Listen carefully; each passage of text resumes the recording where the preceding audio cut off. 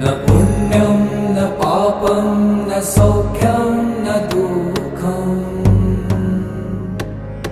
न मन्त्रो न तीर्थं न वेदा न यज्ञा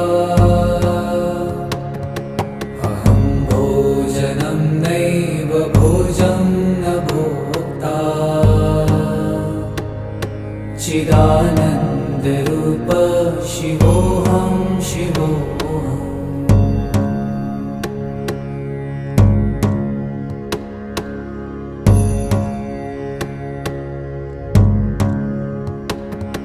न मृत्युर्न शङ्का न मे जातिभेद